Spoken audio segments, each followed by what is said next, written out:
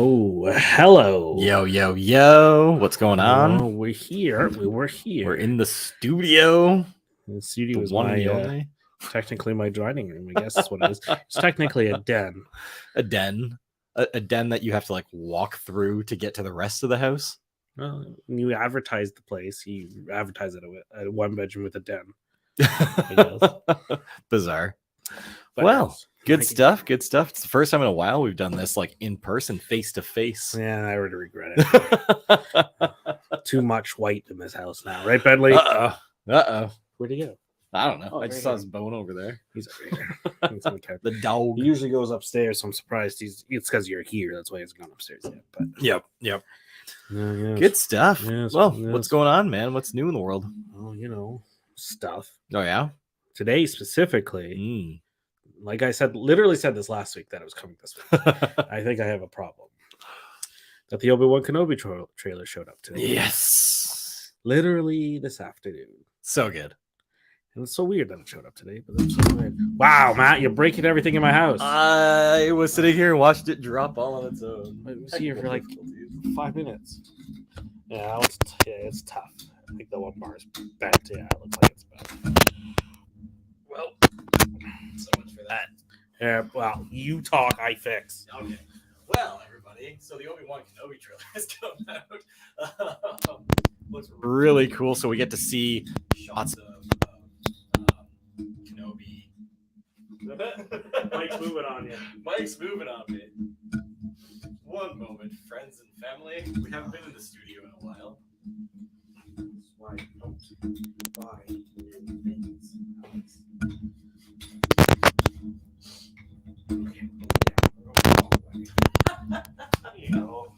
Well, I'll keep talking over here then for a moment. Yeah, so we've got the new Obi-Wan trailer. We got to see Kenobi out on Tatooine, living his life post the war. I think he says a line something about them, we lost the war. And this is now about survival. So you get the sense that, now that the Empire has, kind of reestablished themselves, they've changed the Republic to the Empire, and you see the hunt for the Jedis, in full speed going on. You got the Inquisitor out looking for what we can only assume is looking for Kenobi. We don't know for sure. Could be looking for somebody else. We get to see a young Luke Skywalker, which is pretty cool, hanging out at his Aunt May, or not Aunt May. Wow. Uncle Ben. Yeah, it's Uncle Ben. But who's his aunt? Oh man, this is terrible. Luke's aunt and uncle. I know that Uncle Ben was the same actor that we saw in the movies, like in the Clone Wars and in Return of the Jedi. I think his name's like Joel something, or yeah. He was in that movie Warrior. He's been in a lot of things.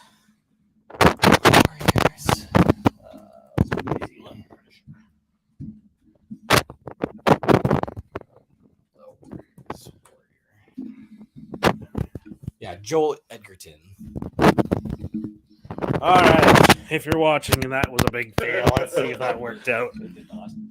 Immediately gave away. Oh, well, we'll have to get to another mic stand, I think.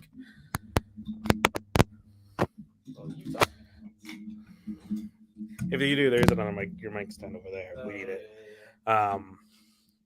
Well, yeah, we got to see everything. We got maybe at least one Inquisitor. We saw two, maybe.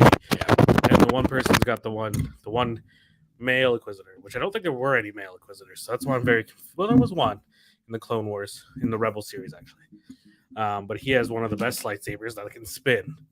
So that's what's so cool about that. So I think that's really cool. And then we got the female one. And let's see if we can pull up a little bit of clips here without getting shut down by YouTube. Again. But yeah, it looks pretty cool. I think hopefully we're going to see a lot of lightsaber duels. Hopefully. One can hope, right? One can hope. Sorry, this is we should have tested all this out before it happened. I mean, it was working. it was working, and then we started this. So realistically, if we want to blame everyone, it's everyone's fault. It's everyone's fault equally. Yeah.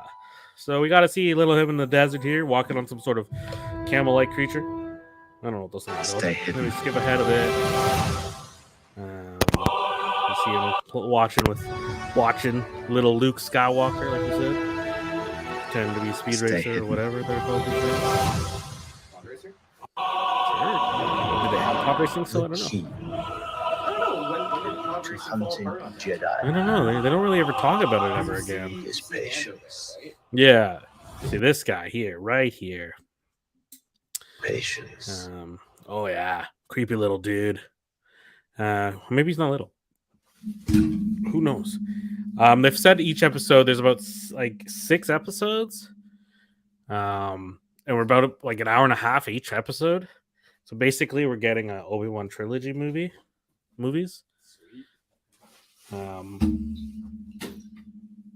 which is pretty great.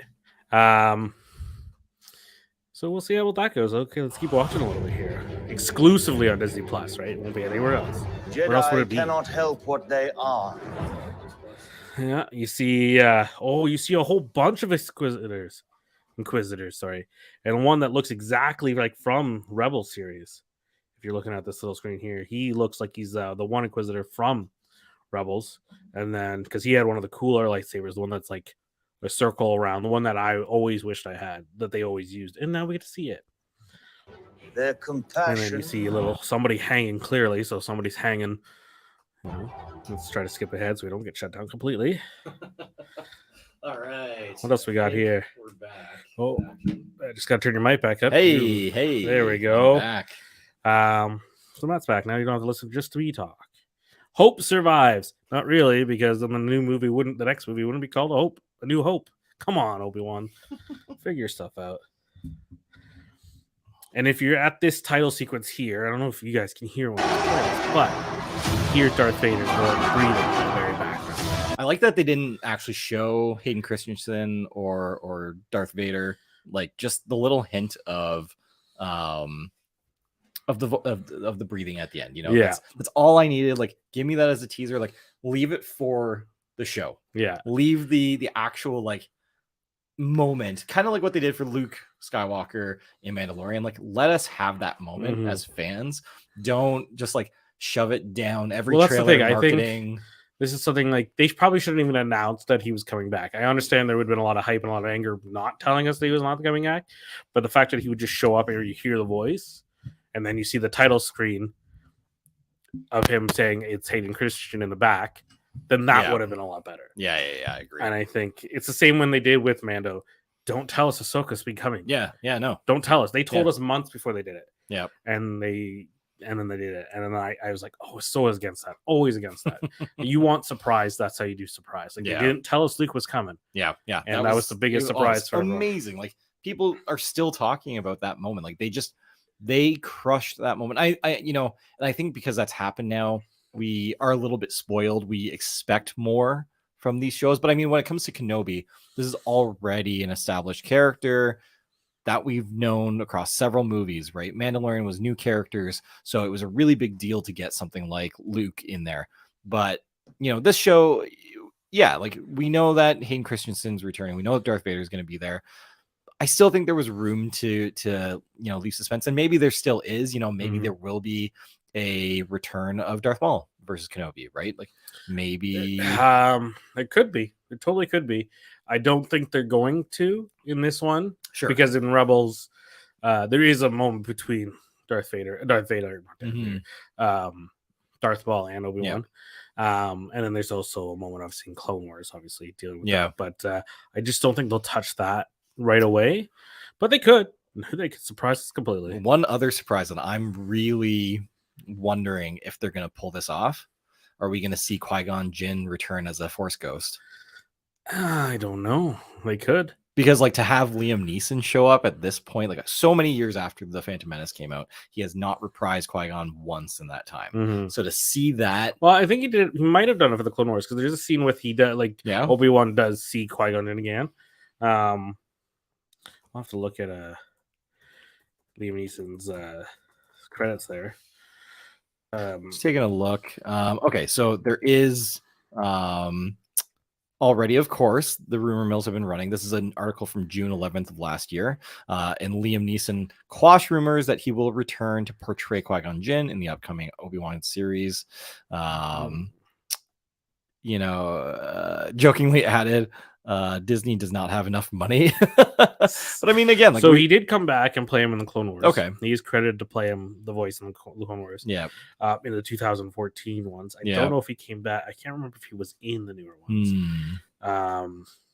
He did say on that same interview, this was with Jimmy Kimmel, that he would be up for it, in quotations. Now, this was at a time when he even was talking about the series and mentioned, he had heard that they were starting this show. So this interview could have been, at a time when it was really early days and they may not have checked in. But I mean, like, that would be cool. That'd be very cool. Well, he was in Rise of the Skywalker, as like almost every Jedi was. Yeah. For a few minutes there for a second. I saw a meme or video, I guess. It's like, oh, when she has the Force healing, it's like, and it's like Obi-Wan and Anakin's like, do you know the Force can do that? No, never knew that the Force could do that. Why wouldn't they teach us if they could do that? Yeah, some things, Now, there are some interesting cast members that have already been confirmed. We talked about Joel Edgerton already returning as Owen, Uncle Owen. My gosh. Ben. It's Ben Kenobi. We're horrible. Yeah, I know. Old man Ben. Kumail Nanjiani Yep. is going to be in it, so we can only assume he's reprising his character from Eternals. I think that's fair to say, right? Like same. Oh wait, no, that's Marvel. Wow, man, I am all over the place. This Mike fiasco. We're in the man. So there's this one over. Inquisitor here. I'm going to show my screen here for everyone. O'Shea Jackson Jr. Let me just share my screen if it lets me. Sung Kang from Fast and the Furious fame. So we go to the IMDb here. So these are like screenshots from the trailer here. Yep. So we see this one little Inquisitor. It's not little. We know for a fact that that's Sung Kang, and he's from the Fast and Furious fame. Yep. And he has said in interviews before that he's going to be wielding a lightsaber. Yep. And that lightsaber is the best one. I think kind of reminds me of like the discs from Tron. Yeah, so we get a little better close on to the his end. face there. Yeah. So he's definitely an Inquisitor. Yep. We have to assume this is an Inquisitor. We know Indria from Game of Thrones. She played. If you're all looking at my screen here, you can tell it. Yep. I don't remember. Where is she from? She played one of the three women. She was played like Ilaria the mother Sand. to the yeah. So let's go back into the pictures here. Just some screenshots here again. Obi-Wan watching Luke from a distance. Yep. Literally watching him. We got Moses Ingram as another Inquisitor, clearly.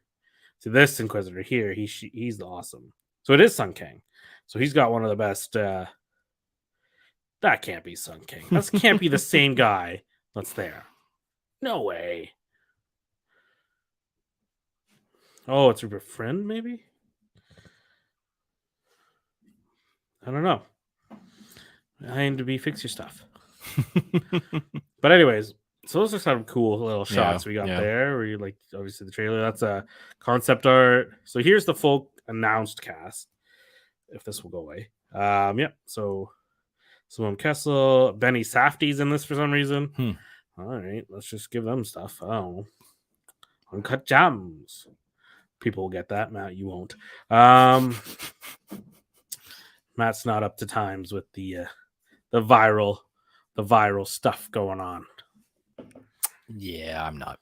I don't do the TikToks. Yeah, you should do it. It's where the world is these days. So yeah, that's the Obi-Wan trailer. What final thoughts? It will be interesting. Yeah, I'm very interested. I am very excited. May 25th release date. Mm-hmm. Very special to Star Wars fans. It's something we had announced a little while ago already. Yeah. Talked about that. May the 4th is not the true Star Wars Day. May 25th is. Mm-hmm. As much as people want May the 4th, just because May the 4th be with you. True, May 25th is the original release date of the first Star Wars. So that is Star Wars Day, and this is the same release that Obi-Wan Kenobi's getting. Anyway, moving on. One last thing about Obi-Wan Kenobi. Jeez. They put out their first like tweet today from the official like Obi-Wan Kenobi Twitter account. Can you Mhm. guess what was said? Well, I can read what it said, but yeah, go for it. Hello there, Kenobi fans. You know. Moving on. All right. In other TV news, so Amazon is working towards getting a God of War series up and running from your favorite people behind Wheel of Time and The Expanse. So figure that one out. The Expanse is actually like really, really great. Wheel of Time was like, it was successful. You know, it had a ton of viewership, but I don't know if it like lived up to like the production expectations that people had for that show. It's You know okay. what I mean? They're just gonna put Chris Pratt in it, so it doesn't really matter. Yeah, Amazon has this weird obsession with Chris Pratt. What I don't even know what was the show that you sent me or the movie that you sent me? It's a TV show, I guess he's doing. It's called like Yeah. the Terminal List or something. Yeah. And it's like him. It's him in another RV kind of movie or show, I guess it is. It kind of reminds me of when like Adam Sandler and Netflix signed their deal together, and Adam Sandler did like six, I think it was 6 films that he signed on for with them that he did in a short period of time. And I remember when like that happened, I was like, oh man, what's Netflix's like obsession with Adam Sandberg? Like I don't get it, you know? Yeah. He at the time, to me, he was past his prime. Well past his prime. He was just doing movies that, you know, were commercially successful, but they were terrible movies on the whole, you know. So seeing this now again, it's just like kind of bringing back, you know, the same kind of feelings. It's seeing Chris Pratt, who, you know, he had that moment where it was like, oh man, this guy, like, he's kind of picking his roles well. He's doing a good job. And now it just feels like he's being thrown in our face like far too Mhm. often. And he's getting everything. He's Mario. He's, you know, in Jurassic World. He's just all over the place. So yeah. Well, you know, it is My what it rant. is. They want to do what they want to do. Let them do it. Indeed. What else we got going on in the TV world? I started watching a new show. Who knew I could do that? What are you watching? It's called Suspicion. I talked about this actually last episode, I think. Anyways, it's called Suspicion. It's on Apple TV Plus. Yep. It's basically 4 strangers get accused, 4 to 5 strangers get accused of kidnapping this very rich American boy. He's over the age 18, so he's not a boy. But anyways, played by his mother is played by Uma Thurman. It surprised me because I didn't realize who the one person was in it. But it was Kunal Nayyar from The Big Bang Theory. Okay. Didn't even recognize him, to be honest with you. Until I realized, there's a point where he cuts his hair and stuff, and then I realized it was him. Sure. And I was like, oh, fuck, how did I not know that? Yeah. It's because he's got a different attitude, a different look a little bit, and different accent. He doesn't have a stronger Indian one. He has a more of an English one, but which are very, very similar in some sense. Don't come at me, but they are, so get over yourselves. So yeah, I'd say check it out. You know, it's getting okay reviews, but I enjoyed it. It's a twist. It's, you know, suspicion. It's a drama. It's a thriller. It's crime drama, some would say. Yeah. So, and how they're all connected, we find out. So basically, the plot is the FBI and the British forces, or whatever they're called over there. Yeah. These 4 American or 4 British people are all in New York at the same time it happens, and I'll fly back the same day it happens. Right. And they all stayed at the same hotel. Yep. And so that's why they get suspicion of them. Mm-hmm. And then there's obviously another guy too as well. There's a few of them, but so it gets interesting. And right now, and so these people kidnap them. Him in the hotel viral kidnapping goes viral. Yeah. And then they start threatening like his mom because they want his mom to tell the truth of something. You don't know what that truth is yet. I think there's only 8 episodes. I think they're about to release episode 7 this Friday. So you got time to catch up. Yeah, no, it sounds interesting. It actually reminds me of a story I was just reading. I guess this was in an interview back in like 2015. Colin Farrell on Jimmy Fallon. And apparently he, when he was like young adult, maybe even a teenager, was accused of murder. And the only reason why he got off the hook was because a friend of his who he was with that evening on the other side of town wrote a journal at the time, kept a journal, and he kept a journal specifically talking about how they were taking ecstasy that time and day of when this murder occurred. But yeah, straight up, like he got like effectively charged. He was arrested, and they were like trying to, say that like you match the description of this person and all this kind of stuff. So pretty terrifying. Yeah, but like with this one, like obviously there's always twisted turns, secrets that are hiding. So check it out. On Yeah. Apple TV No, it Plus. sounds really interesting. One other Apple TV show that I really want to check out soon is Severance. Of course you would. It looks really good. Like it's just looks, here's a show that is, setting people to work, and you agree when you're joining this company that you are going to be, leaving your home life at home and your work life at work. Literally, because when you walk through those doors, you will forget who you are outside of the workplace. And when you leave those doors, you forget what you do at your work. You don't know who you work with. You don't know anything about your workplace. Like it's basically like you hop in an elevator and this happens. So it stars Adam Scott, who I'm not like the biggest fan of, to be honest. Like I think, I was first introduced to him through Step Brothers. That's where I first came across him. And he played the dick, and that was a very typical role of his. And it wasn't until I actually saw him in Parks and Rec where I was like, oh, like he doesn't just have to play a dick. Like he actually plays a really likable character in Parks and Rec, which is the only time I saw that. So it kind of gave me like a renewed, like, okay, I can give this guy a bit of a chance. He's not as typecast as, I assumed he was. And it looks like he plays somewhere in the middle in this show. So I'm interested. It's from Ben Stiller. I guess, he's doing a lot more producing and whatnot these days than starring in himself. But yeah, it looks fascinating to me. Yeah, I thought about watching it, but yeah, there's a lot of things that I want to watch. Christopher Walken and John Turturro, who we'll talk about later when we talk about the Batman. But some interesting cast members. Yes. What else we got out there in TV world? There was a so we'll talk about the Apple event peak performance later on when we talk about tech, but they did a highlight reel of some new content coming out. So I'm just gonna pull that up super quick. Yes.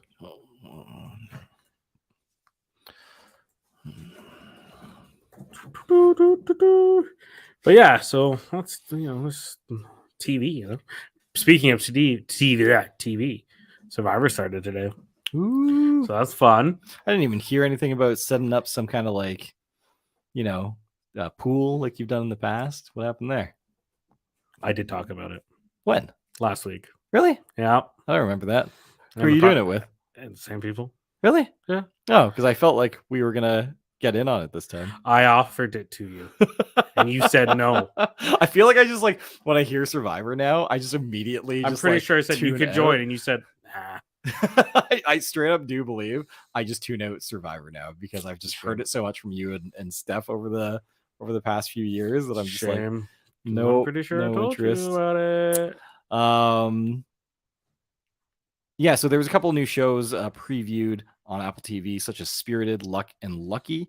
One of the big ones starring, I believe, Ryan Reynolds, if I'm not mistaken. Just trying to find more information on it. Still doing stuff, that guy?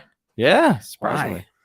Who knows why? So there is a show called The Last Days of Ptolemy Gray. I have no idea how to pronounce that, but it stars Samuel L. Jackson. Classic. And it's a book adaptation. So that comes out what is he not? literally this Friday. What is Samuel L. Jackson not in? There's a Snoopy show season 2 on its way, also on Friday. We Crashed, starting Anne Hathaway and Jared Leto. Pachinko, starring Sue Hu, who was the showrunner for the first season of AMC's The Terror. So people are very interested in that show. Slow Horses, starring Gary Oldman. Killers of the Flower Moon. We got directed by Martin Scorsese, your favorite, with yes. Leonardo DiCaprio. They've never worked together before. No, there's a lot of people in And there. There's Robert De Niro. Robert De Niro. I think Brendan Fraser's in that one. yeah. A lot of big Yeah. stars in that one. That's a movie coming soon. Still listed as coming soon. Mhm. Let's see. The Sound of 007. Yeah, they got a lot of stuff. Spirited. Yeah. So Spirited is the one that I was thinking of. That's Will Ferrell and Ryan Reynolds and Octavia Spencer. And the it's Christmas basically one, like yeah. a Christmas Carol Yeah. spin-off. They take it in a new It's a direction. musical, I'm pretty sure. Yeah. Looks interesting. Yeah, there's quite a Maybe few we'll new stop things Don that doing they whatever had he's doing. announced at this event, like Apple TV Plus. They're really pushing a lot of content. Some people who are really in baseball, they're now doing Friday Night Baseball, MLB. So you're gonna get 2 exclusive games with lots of extra content as well. So I got really bright there. lots of stuff happening on the Apple TV Plus world of things. Yes, Apple TV, yes. So yeah, went through some movie stuff here. One of the biggest rumors I saw, actually, we'll talk about this because it's coming out soon, is Mhm. Morbius. So now here's the thing. Nobody really knows what timeline it sits in, but we saw the Spider-Man villain Falcon from the first Spider-Man Yep. with Tom Holland in it in the trailer, and, Yep. and he's in the movie. But there's a whole part in the trailer. I'm gonna see if I could find it for us. We talk about it. And spoiler alert, if you've not seen Spider-Man No Way Home yet, which I feel like everyone has at this point, or at least knows about it. If you don't know about it, then maybe you should look it up. Or listen to more of our podcasts, because we talk about it all the time. Anyways, so Morbius, basically vampire guy. And he's kind of a bad guy. He's kind of a good guy because he's a doctor. And he's just trying to heal his patient, heal his own disease, which turns him into a vampire. I don't know how that works out. Never read these comics. He's in the end is a Spider-Man villain, so is he really that important? They're making a lot of work out of it. But so the main thing I wanted to talk about for this is because in the trailer, you kind of get to see the building of Oscorp in it. I bring this up because, if we talk about Oscorp in Spider-Man No Way Home, Willem Dafoe's character says, "There's somebody else in my home. Yeah. My home does my business here doesn't exist." Mhm. It's been specifically said Oscorp does not exist in Tom Holland's Spider-Man universe. Yeah, exactly. So that's what makes it so confusing as to why we see the building of Oscorp in there. So everyone's thinking this is either Toby's or Andrew's version, because in this one scene you actually see him walk by a poster that says it's a picture of Spider-Man, Mhm. and I got right here. I'm gonna share my screen, and it's kind of interesting because what it says on it. It says murderer. And that's Tobey Maguire's suit. Yep.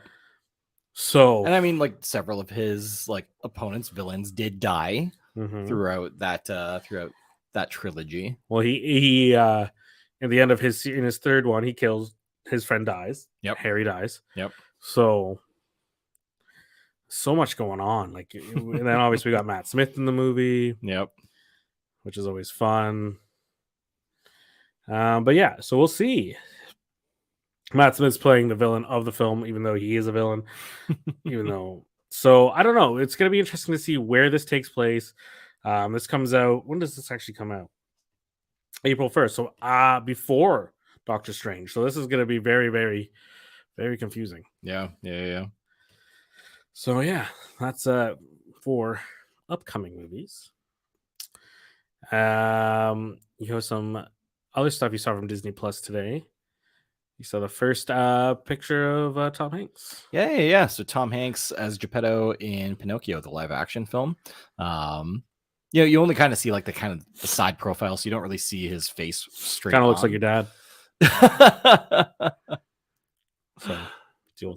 That's fair. Do you have a picture of it ready? I don't, but I can. Yeah, let's get that up on the screen.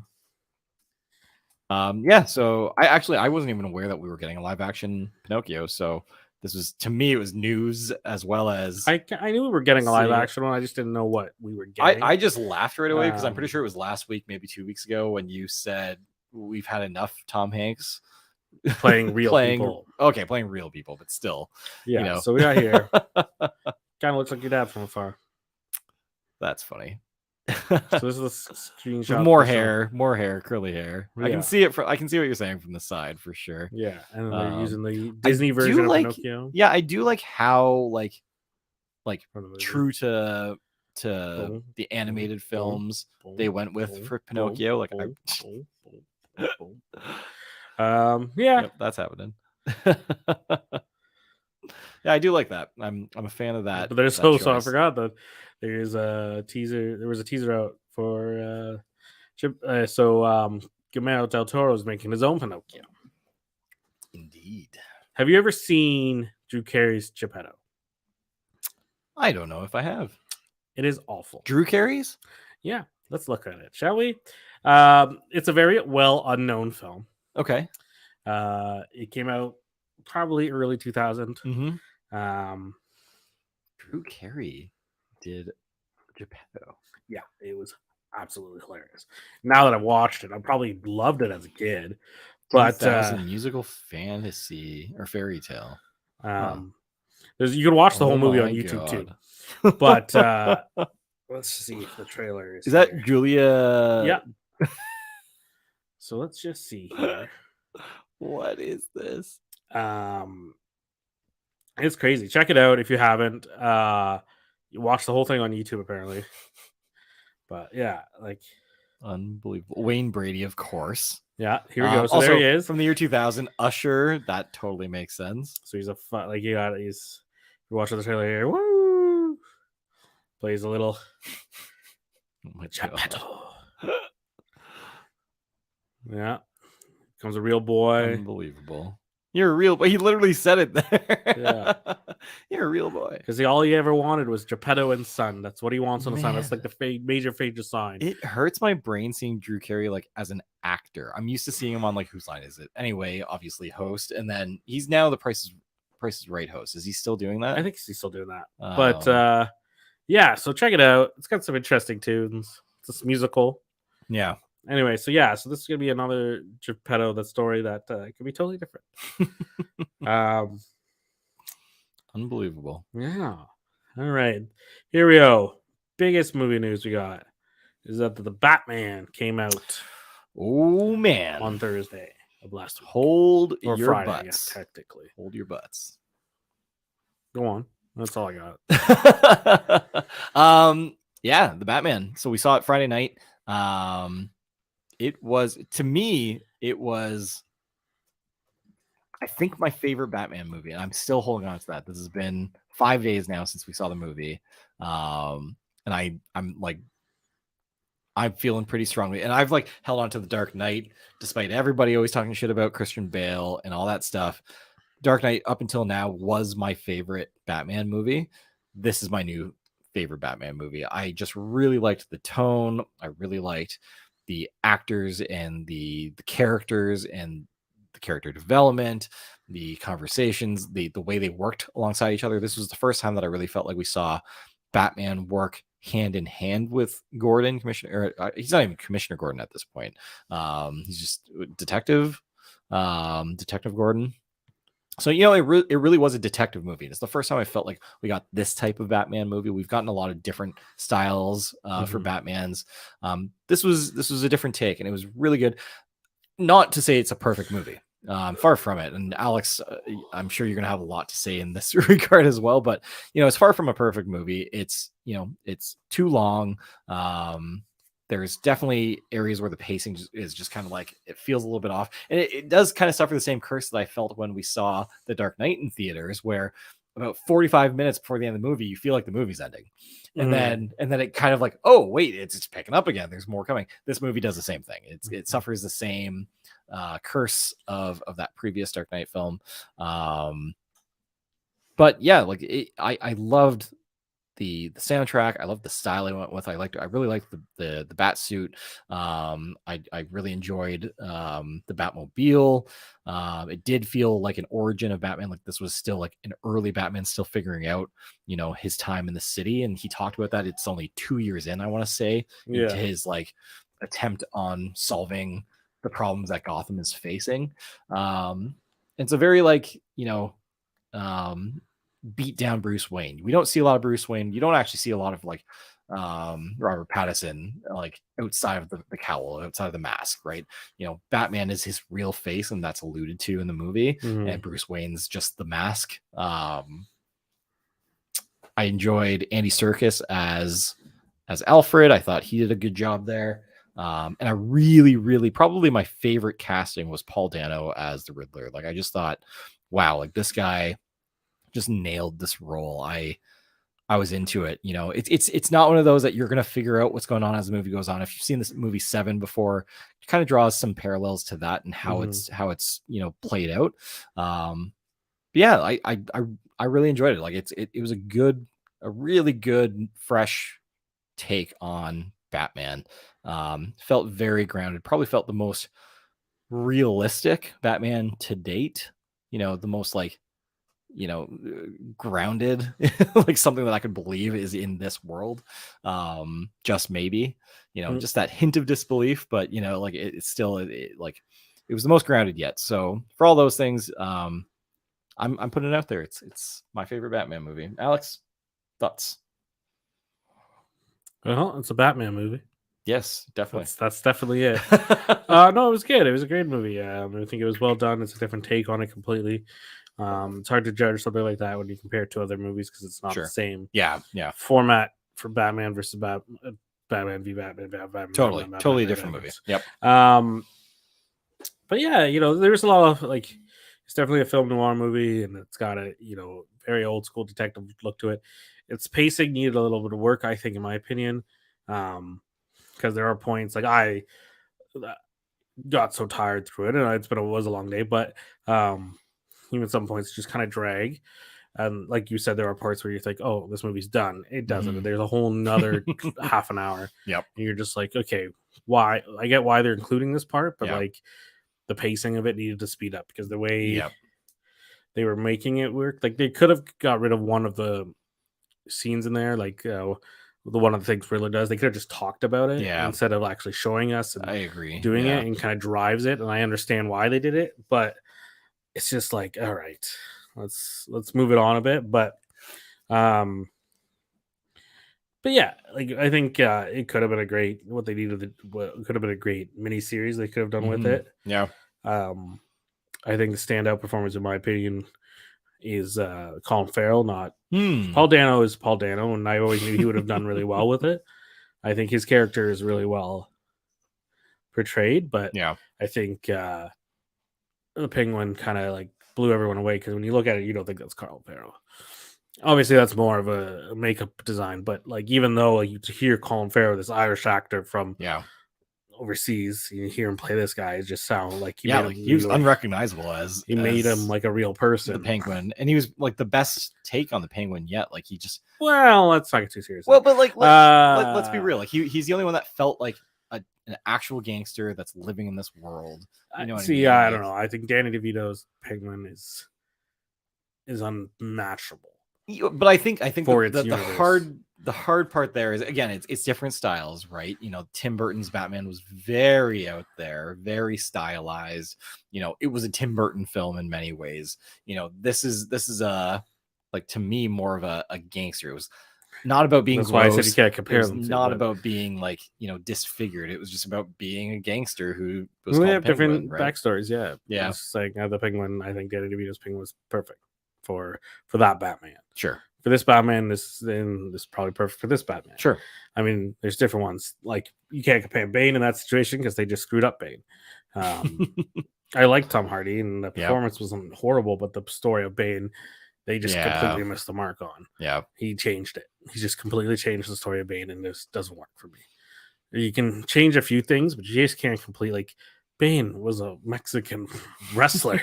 You can't just change that.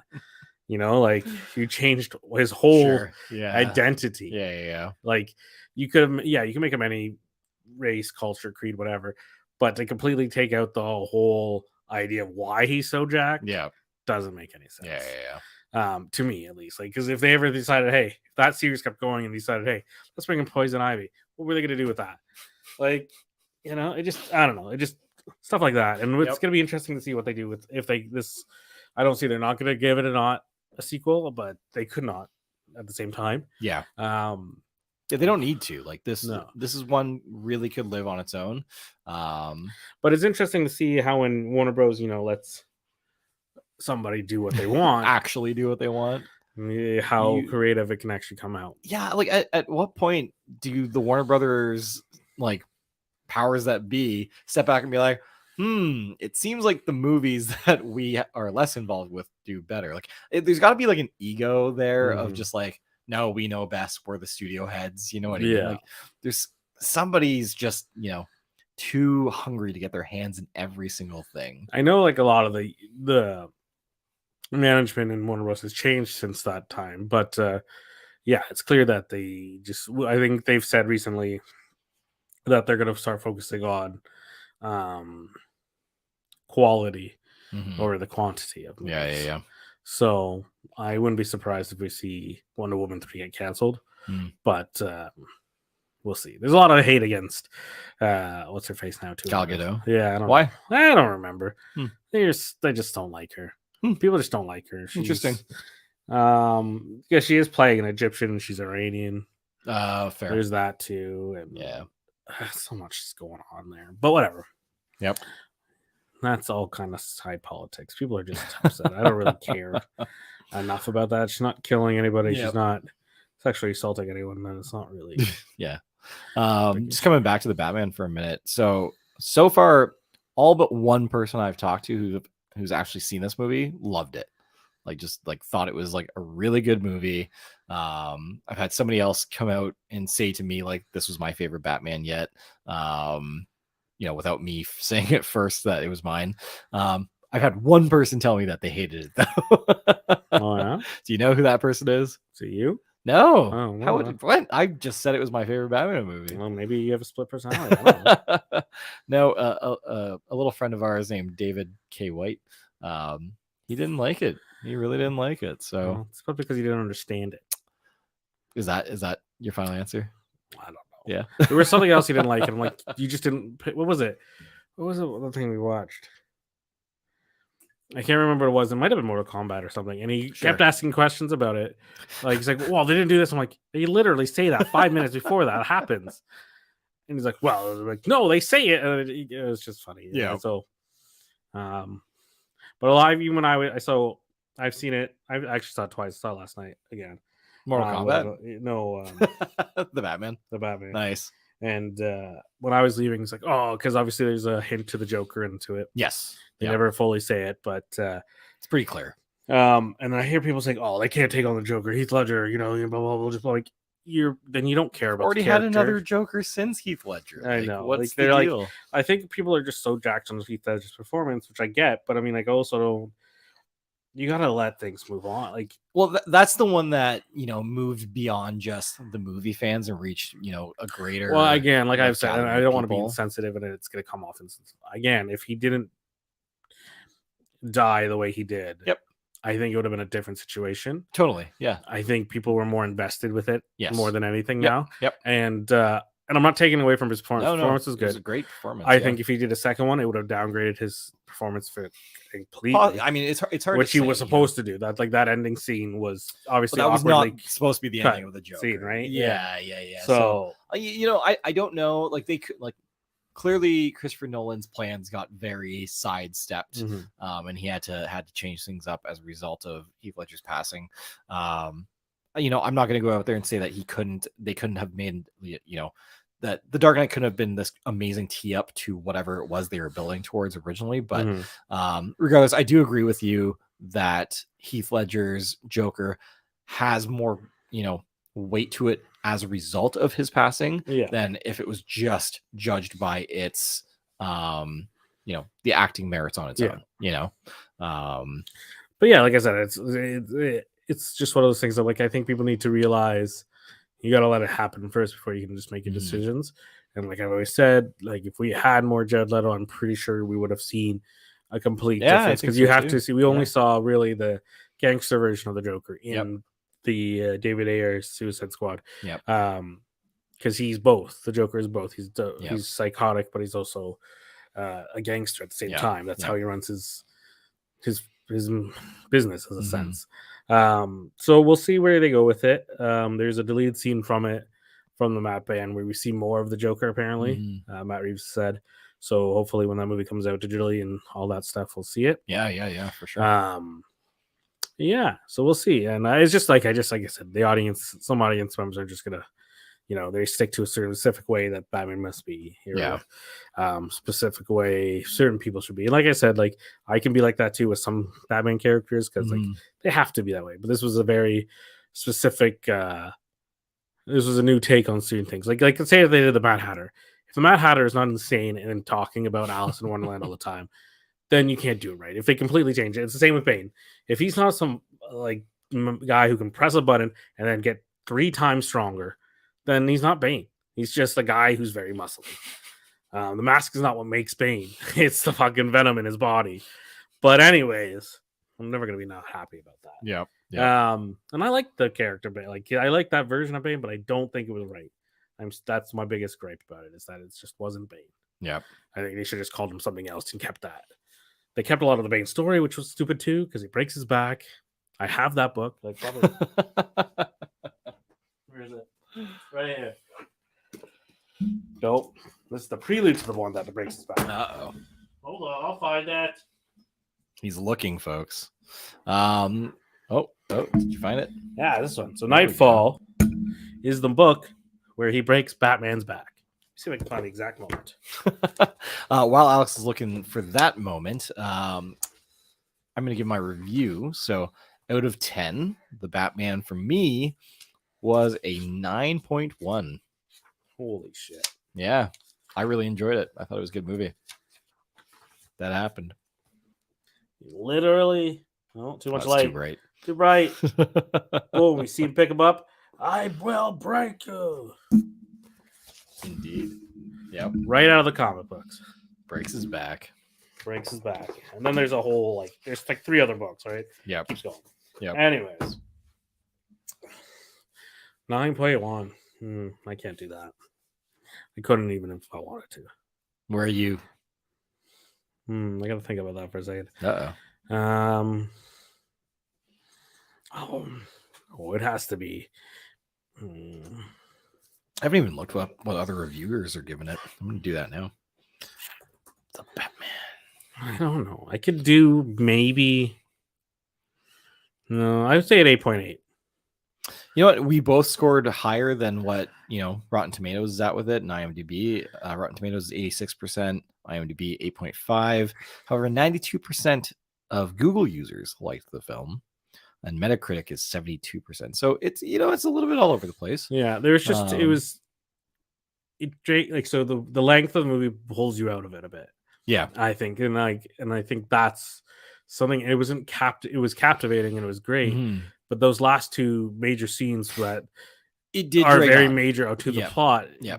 don't seem so enticing because you're so tired by the end of it now. Yeah. No, you're And- you've typical movie pace and flow would lead you to believe this movie's wrapping up. So I totally agree. And then- Audience score is 89% on Rotten Tomatoes, which is right in the middle of breaking even of where we were on that. Mhm. So I think the general consensus is most people really enjoyed this movie.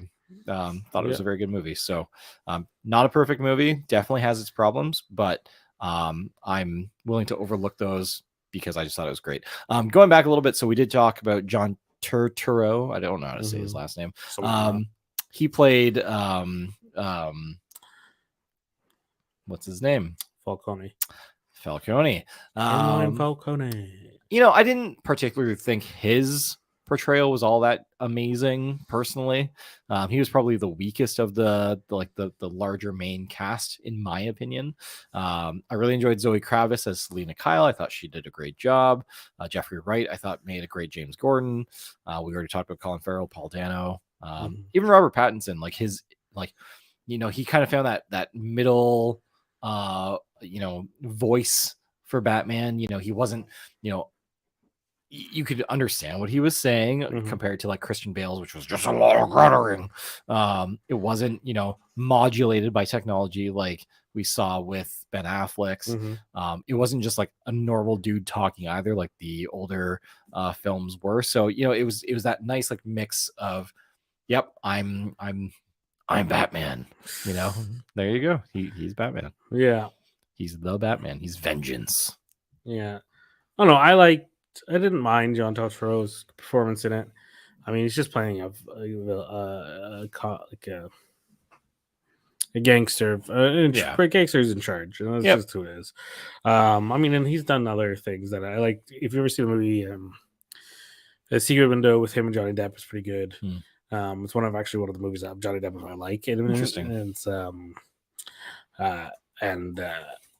and maybe because it's not like a very simplistic Johnny Depp movie. It's not a very normal movie for Johnny Depp. He was playing an author in that one, right? Yeah, he's like psychotic and he steals. He basically steals. Like he's not psychotic. He starts going insane. He thinks he's going insane. Yeah. Because the guy he stole. He thinks so. This John Turturro's character basically claims that he stole his book. Right. And then made him famous. Yeah. And it was a very good back and forth. He's not in a lot of it, but I thought it was a very good performance. And then other old brother were out. That was a fun time with him in it. There's. I'm not saying I dislike the guy. I just I personally didn't think his performance in this movie was all that strong personally. But no, I'm not going out of my way to say that I dislike him. Yeah. But I think The Batman, good movie. If you haven't seen it already, definitely check it out while it's in theaters. It's a good watch. I'm looking forward to the next time we see that. Yes. Just going into gaming real quick. We'll run through these things real quick here. Yeah. PlayStation State of Play happened today. Yeah. Anything you saw that you were into? Not really. I mean, like the opening thing was Exo Primal or whatever. Yeah, it was. There was like a thing about dinosaurs it was coming out of like fucking nowhere. Pacific Rim, but instead of kaiju, you had dinosaurs. Just literally dinosaurs. T-Rexes, things like that.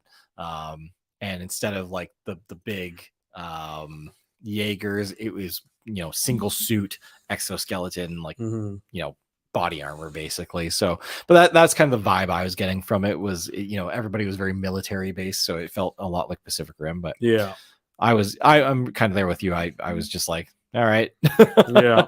Ghostwire Tokyo though, I think that game has a lot of potential. It looks very cool.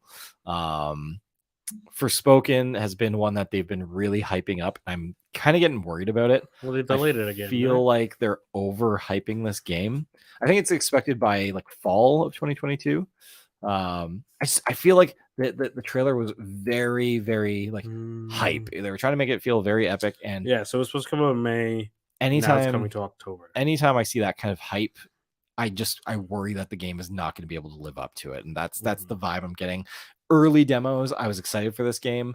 I want it to be a good game, but I feel like it's going to be a letdown. Yeah. So we'll see how it goes. I mean, I didn't care. I didn't really know about it until I saw that like it was delayed and stuff. And then I saw this trailer. I mean, it didn't really bring me into it even then. Yeah. It just looks like a rehashed Dragon Age, but interesting.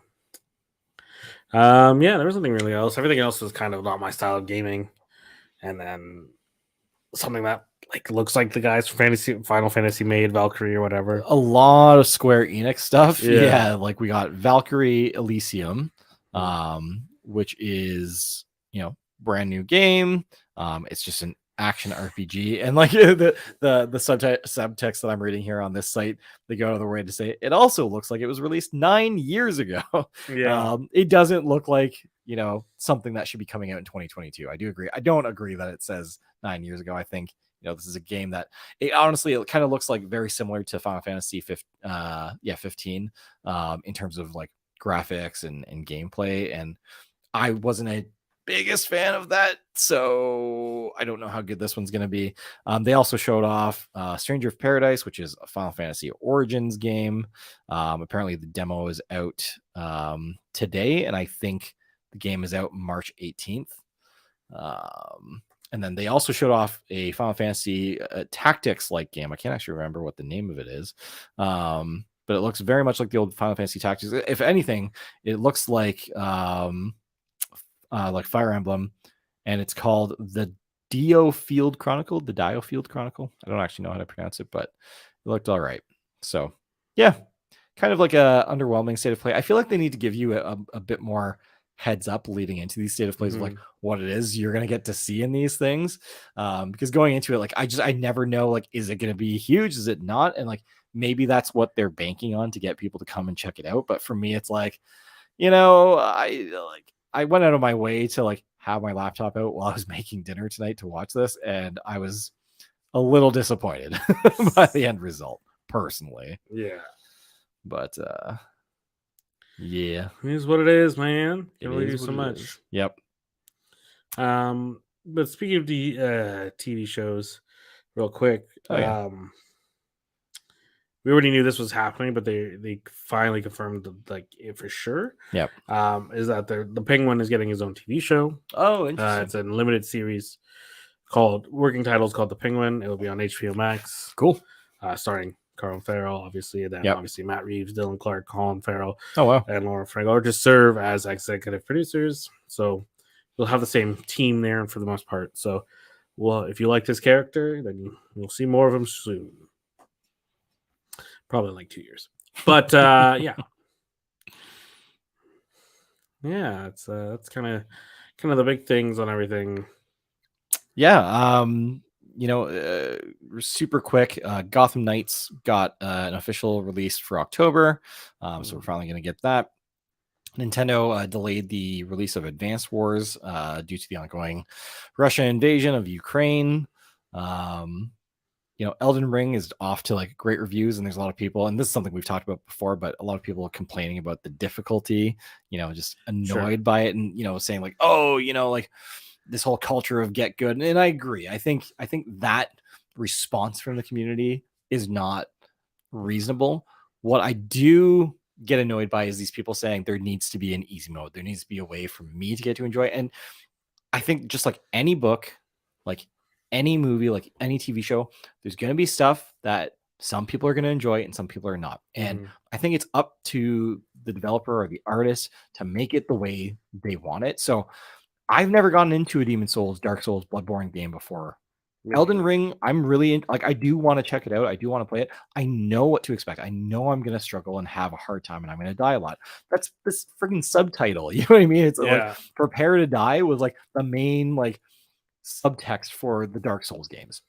So, I think people just have to accept like, hey, like if I want to get into this, I have to be ready to struggle. And like that's part of the experience. So to cheapen that by giving you an easy mode that just allows you to play through the world and get to see this stuff, like that's not the point. Like they're not giving you a shortcut. This is the experience. This is the game.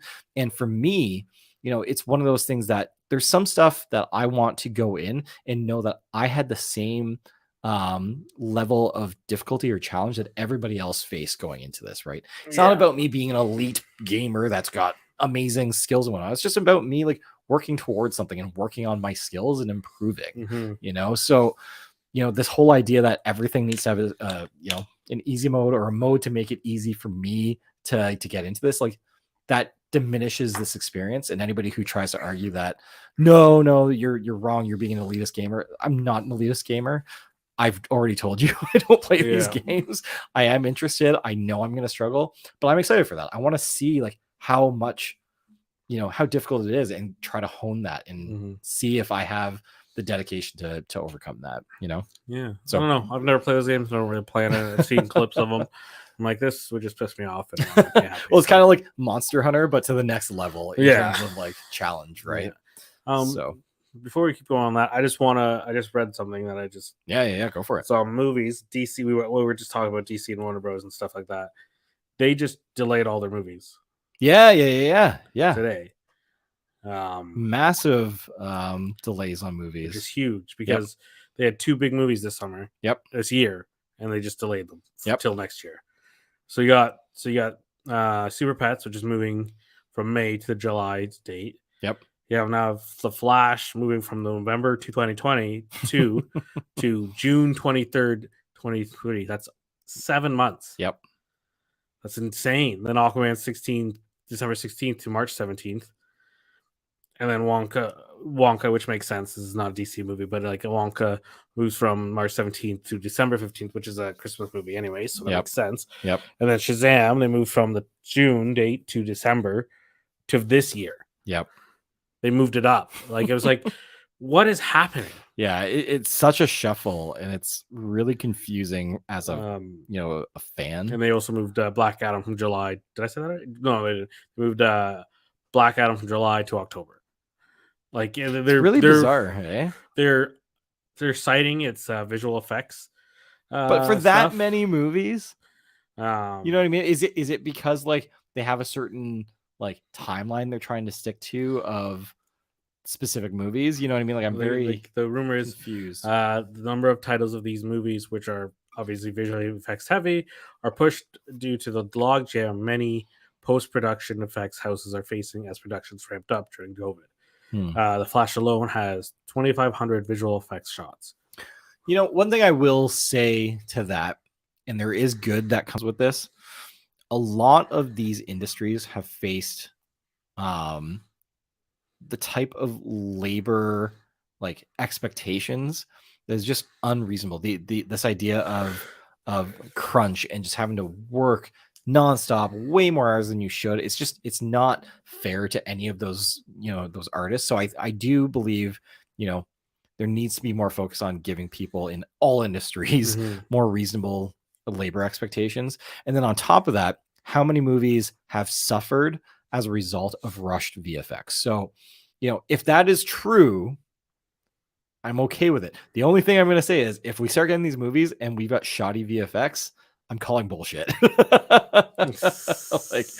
at that point, there's no excuse anymore. You know what I mean? Yeah, I don't know. We'll see what's up. I mean, like, if it is just that the visual effects house companies just can't keep up, which is fair because they've there's probably only so many of them that people want to use. Yeah, and they want to use obviously the best ones. And if you have a lot of movies in the go from COVID, then that kind of makes sense, right? You want to make sure it's perfect. But I mean, 7 months after only delayed 3 years is kind of like a big deal. Yeah, but whatever. Anyways, back to gaming or tech, whatever. Which one do you want to go with to run through real quick? Yeah, I mean, there's not really much else on the gaming side. There was one analyst that came out yesterday talking about how PlayStation's doomed, and in 10 years it won't be a thing anymore. And I had to laugh. It was something that they said during a podcast. And, their whole reasoning was, PlayStation's too far behind Xbox when it comes to their Game Pass subscription service, and how Xbox is just way too far ahead. That's their perspective on it. And, I don't think that's the case, and they acknowledge that, like, yeah, PlayStation's way ahead on console sales this generation. There's no question about that. They're like 2 times as many PS5 sold as there has been Xbox Series X or Series S. But Xbox took a completely different approach this round. The Game Pass service is available across Xbox One consoles, Xbox Series X, Xbox Series S, PC, your mobile devices. I can stream it. Basically anything with a screen has an internet connection, you can play Xbox games on now. And that's their approach. They're really building and planning for the future. And so I do understand their perspective as far as that goes, because when you look at it that way, Xbox is way ahead in number of users. And like, they do have 25 million subscribers to Game Pass. That far overshadows the amount of consoles that PS5 Sony has sold in terms of the PS5. There's about 8 million last reported that I saw. But I completely disagree. Netflix, yes, has this huge market share, right? But look at Amazon Prime, look at Crave, look at Disney Plus. streaming platforms can catch up, they can catch up very quickly. You know, it's all about what developers and what, or in the case of movies, what studios you're working with to get content. And that stuff can shift around, right?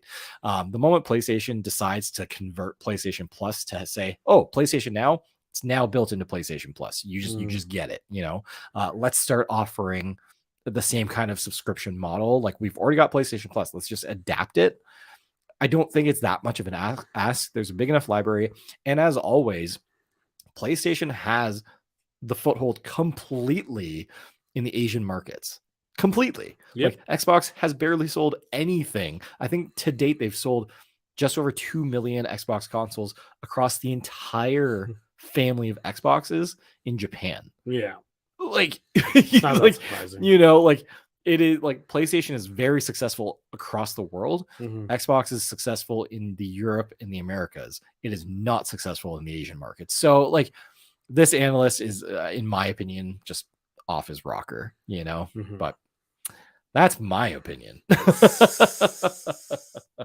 Well, we'll see what happens. I don't think either are going anywhere. There's too much people wanting the PS5 over the Xbox Series. Yeah, oh yeah, for Right? sure. Like, the So- PS5 is far more attractive, but it's also, it makes sense as far as PlayStation's model. Like, that's where all the best games are going to be. Whereas, you know, if I still have an old Xbox One and I've got a good internet connection, Yeah. I can stream new Xbox games on it at the quality of an Xbox Series X. Yeah. So as long as I've got a really stable internet connection, you know, I'm going to have a pretty close experience to what I would have if I just had the console in my living room.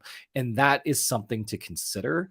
I don't think we fully have realized just how big of a impact that's going to have. Obviously, that's going to take some money away from the Xbox team. 'Cause Yeah. they're not going to sell new hardware. But if people are actively playing on their consoles, and now Activision's getting in the mix on the Xbox side of things, like Call of Duty, World of Warcraft, all that kind of stuff, like, that's big. So Yeah.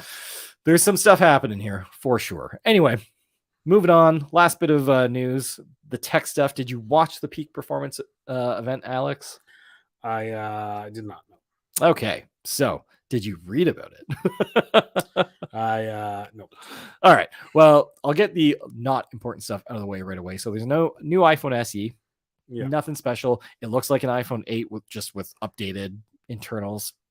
Nothing to write home about. You've now got a 5G antenna, which is like, wait, there's still phones that don't. And it's got the A15 Bionic processor, which is an updated processor, obviously. So there you go. If you want a low-cost iPhone, that's your option. There's now a green iPhone 13 Pro. So, Alex, you can finally get rid of your green line and instead get a green phone. Yeah. Not very exciting. iPad Air also got a refresh. It's now updated, new colors. Mhm. Again, nothing to write home about. This is just kind of like the standard updates, iterative changes that Apple does year over year. The big news is the Mac Studio and the Studio Display. So the Mac Studio, basically take a Mac Mini and then stack like one or two more on top of it and make it a whole unit. And that's what it looks like. So for like longtime Apple fans, you know, will understand, like, take the G4 Cube and the Mac Mini and combine those, and that's the Mac Studio. But this thing is the most powerful Mac to date. It is, you know, it takes up the footprint of a Mac Mini, just taller, obviously. Has incredible, you know, processing capacity with the new M1 Ultra chip, which is two M1 Max processors combined together. This thing is just bonkers how powerful it is, and we'll see once they make it out to reviewers just like how it compares. But the fact that it's got, you know, two M1 Max processors that are, you know, connected together and working as one chip, like, this thing is on paper should crush just about anything else on the market that's going to go on your desktop. It's expensive. I configured it super quick when the store came back online. Canadian dollars, you can, the max configuration Canadian is $10,000 for this thing. But it starts at a little over $2,000 for the model with the M1 Max processor, not the M1 Ultra processor. So yeah, big time studios are going to love this thing. The Mac Pro has not been replaced yet, but they did mention that the Mac Pro will be the next and final computer from the Apple lineup that's going to be transitioning to Apple Silicon. So that is coming. The 27-inch iMac totally dropped. It's gone now. And in place of that, we are now getting the new Studio display. So a little while ago when the Mac Pro came out, they released the Studio XDR Pro display, whatever it's called. The thing's very expensive. It's meant to, basically, if you can't afford a reference panel, which are often like 20, 30 grand, this is like the next best thing. Well, now they have the Studio display, which is kind of like the next best thing to that for everyone else. It still starts at like $1,500, I think, American. But it's a high quality, it's a 5K display. It has, a FaceTime camera in it. It's got all the ports you could ask for. So it's kind of like Apple bringing displays back like they did with the Thunderbolt display when they got rid of that in like 2015. I want to say people loved those things because they were just beautiful to look at front and back. A lot of monitors are really ugly when you walk up to the back of somebody's desk. Sure. This is not. So yeah, it's a nice looking display. Will I buy one? Probably not. They're very expensive, but if I could afford it and I had a nice studio to put it in, I would definitely outfit it with this stuff. This stuff looks really, really cool. Fair enough. That is the Peak Performance event in a nutshell. Well, you gotta do what you gotta do. Yeah. So we'll see what's coming next, and hopefully everything will get better. That is everything I got for today. Yeah, no, I think that's all we got to cover for now. Next week, not much going on next week, but we'll see what happens. Yeah, man. As we always do. As we do. Well, thanks for checking in, everybody. As always, I've been Alex. He's been Matt. Sorry, got that backwards. Yeah, you never know. Who knows anymore? Thanks for watching. No. Check in next week. Let us know what you've been watching, what you want to see. Have a good one, guys. Okay, bye. Take care. Bye-bye. Bye-bye. Bye-bye.